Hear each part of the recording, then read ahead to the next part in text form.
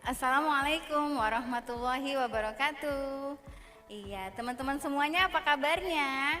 Semoga teman-teman sehat selalu dan tetap semangat ya mengikuti kegiatan setelah PTS ya.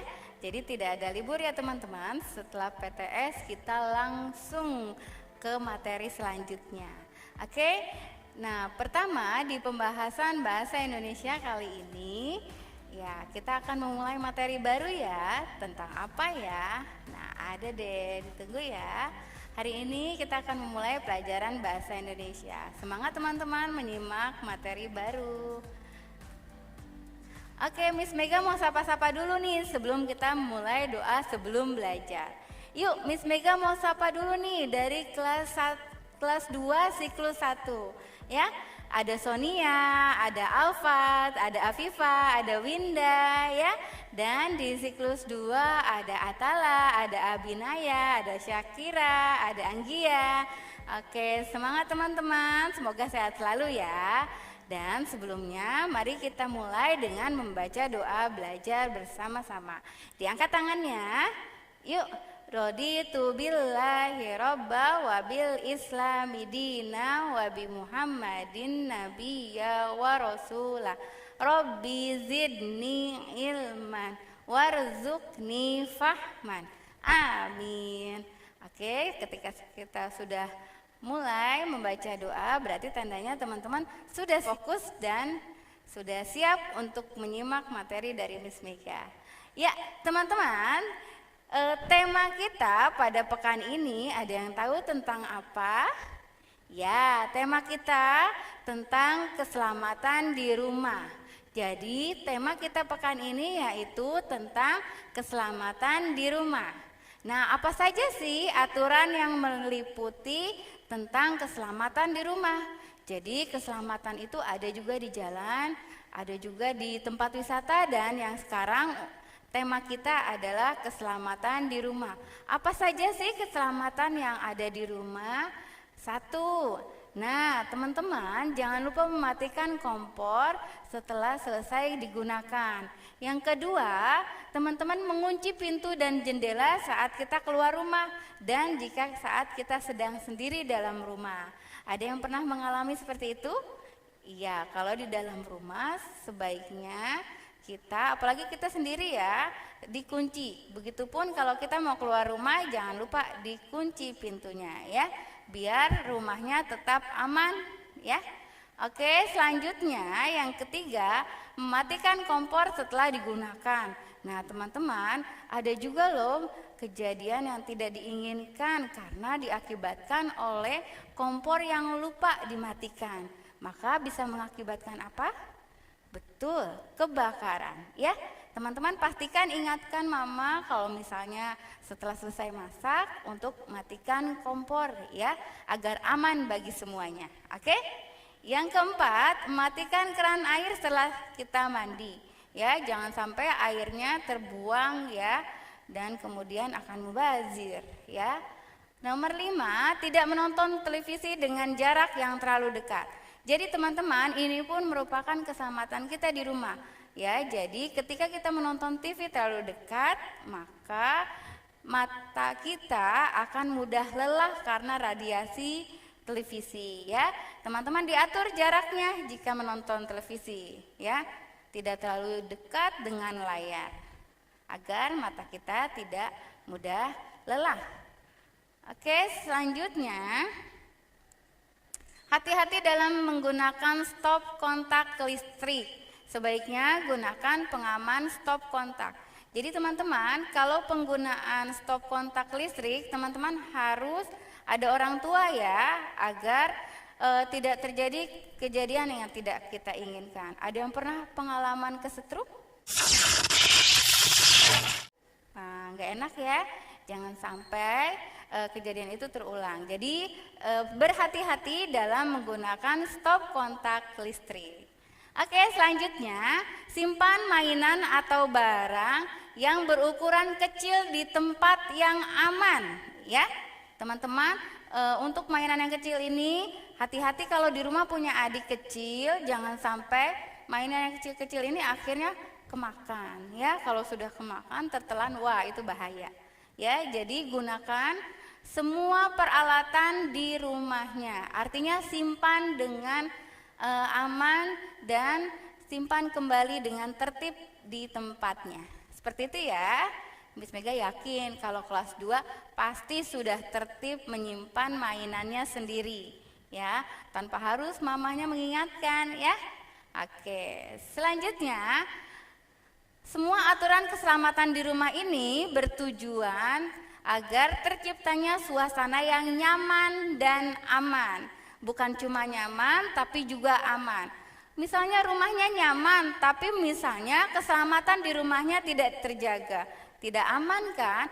Misalnya saat keluar rumah lupa mengunci pintu, apakah aman?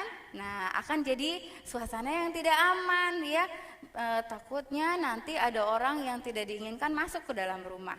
Ya, jadi agar terciptanya suasana yang nyaman dan aman bagi semua anggota keluarga, ya, untuk anak, ayah, dan ibu, juga semua anggota keluarga yang ada di dalam rumah tersebut. Nah, teman-teman, keselamatan di rumah ini kan meliputi ada anak, ada ayah dan ibu. Nah, teman-teman, kita akan dalam kaitannya dengan tema keselamatan di rumah, kita akan membuat puisi dengan tema ibu. Ya, teman-teman. Nah, untuk menjaga keselamatan di rumah ini, pastikan peran ibu dan ayah juga semuanya pasti besar ya. Nah, sebagai wujud kita berterima kasih kepada ibu, kita akan buat puisi dengan tema ibu. Nah, teman-teman, Miss Mega punya contoh nih, tema puisi tentang ibu. Yuk kita lihat. Nah, ini ada puisi dengan judul Ibu Sahabat Terbaikku. Puisi ini ditulis oleh Era Syafitri ya. Oke, nanti teman-teman juga bisa membuat puisi dengan tema keselamatan di rumah, boleh ibu, boleh ayah, dan lain-lain ya. Dan karya teman-teman bisa ditulis dengan nama teman-teman sendiri ya. Oke, nah ini teman-teman judulnya Ibu Sahabat Terbaikku. Ibu selalu ada bersamaku sebagai sahabat terbaikku saat aku senang dan bersedih. Ibu selalu mengajariku dengan sabar. Kepada Allah kupanjatkan doa, semoga Allah selalu melindungimu. Ini contoh tentang puisi dengan tema ibu ya. Nah, teman-teman, sebelumnya mungkin teman-teman pernah menyimak materi puisi juga ya. Sekarang kita di kelas 2 akan kembali membahas tentang materi puisi. Yuk teman-teman, kita kenal lebih dekat apa sih puisi itu. Nah, baik, kita akan mengulang ya. Contoh apa itu puisi? Ya. Nah, puisi adalah pengertian puisi adalah karya sastra yang menggunakan kata-kata indah yang memiliki makna dan arti. Jadi teman-teman, puisi itu berbeda dengan kalimat ya. Jadi kalau puisi itu menggunakan kata-kata yang indah, dia memiliki makna dan dia memiliki arti, dan biasanya artinya tidak sebenarnya ya. Nanti akan kita bahas lebih lanjut. Jadi ingat teman-teman, jadi kalau membuat puisi harus menggunakan kata-kata yang indah, kata-kata kiasan ya, atau kata-kata yang penuh dengan arti dan makna. Seperti itu ya. Nah, selanjutnya kita akan menjelaskan tentang apa itu ciri-ciri puisi. Nah, teman-teman, puisi itu ditulis dalam bentuk bait ya.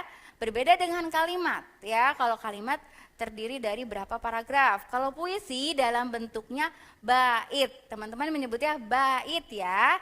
Nah, kalau kalimat biasanya paragraf ya. Teman-teman diingat antara puisi dan kalimat itu berbeda. Ya, kalau puisi dalam bentuk bait terdiri dari beberapa baris atau kata-kata. Sedangkan kalau bukan puisi dalam bentuk paragraf. Nanti kita akan jelaskan lagi dalam contoh puisi ya. Nah, selanjutnya itu ciri yang pertama. Oke, ciri yang kedua, puisi memiliki ciri menggunakan kata kiasan yang indah. yang memiliki makna tidak sebenarnya, ya. Nanti kita lihat, misalnya ada contoh puisi, kupu-kupu yang lucu, ya, kemana engkau terbang, itu juga dari judul puisi teman-teman, ya. Kupu-kupu lucu, kalau lucu itu kan biasanya orang, ya. Nah, ini dia menggunakan makna yang indah, ya. Kupu-kupunya saking bagusnya dia menggunakan kupu-kupu yang lucu, ya. Itu puisi memiliki kata kiasan yang indah. Yang ketiga, setiap puisi memiliki judul dan menuliskan karya pembuat puisi. Jadi setiap puisi sama halnya seperti teman-teman menuliskan cerita, harus ada judul dan karya. Karya itu dituliskan oleh siapa? Yang si pembuat puisinya. Itu ya ciri-ciri puisi ya teman-teman ya. Ada 3. Oke, selanjutnya kita akan bahas. Nah, ini kita akan kembali ke contoh puisi. Kita lihat 1, apakah puisi ini ada judul? Ada. Apa judulnya? Ibuku Sahabat Terbaikku. Karyanya siapa? Era Syafitri. Nah, lihat teman-teman, puisi ini ada 2 bait, ya. 1 baitnya terdiri dari 3 baris, ya. Bait pertama ada 3 baris, bait kedua ada 3 baris. Itu yang disebut bait, ya. Baitnya pendek-pendek. Beda sama kalimat, kalau kalimat panjang-panjang yang disebutnya paragraf. Sampai sini paham ya teman-teman ya, apa itu bait dan apa itu paragraf, ya. Kalau puisi namanya bait. 1 bait, ketika puisi contoh ini ada 3 baris.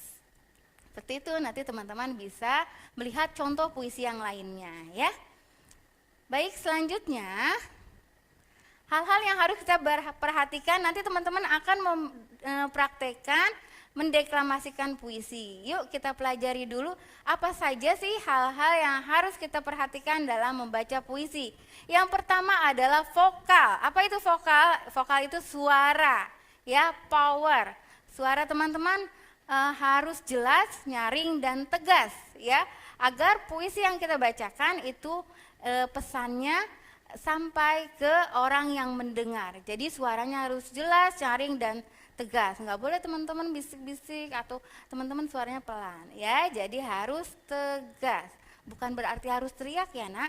Jadi tegas, nyaring dan ucapannya jelas. Oke? Yang kedua, ini yang paling penting dalam kita membaca puisi, artinya penghayatan. Jadi teman-teman, kalau membaca puisi harus penuh dengan penghayatan, penjiwaan. Kalau teman-teman membaca puisi sedih, maka perasaan kita pun harus sedih. Kalau teman-teman membaca puisi yang senang, yang gembira, maka penghayatan dan ekspresi kita pun harus senang, ya, dan lain-lain. Seperti itu ya teman-teman ya. Jadi jangan sampai sebaliknya nih, kita baca puisi senang tapi ekspresi kita sedih, ya. Jadi puisinya harus sangat ditunjang dengan penghayatan, harus sangat didukung dengan penghayatan. Vokalnya sudah bagus tapi penghayatannya kurang, juga kurang maksimal ya teman-teman ya. Jadi vokalnya juga harus jelas, tegas, dan penghayatannya juga harus pas, ya. Yang ketiga, ini juga penting banget teman-teman, adalah ekspresi. Ekspresi teman-teman harus sesuai dengan judul puisinya, ya, mimik atau raut mukanya.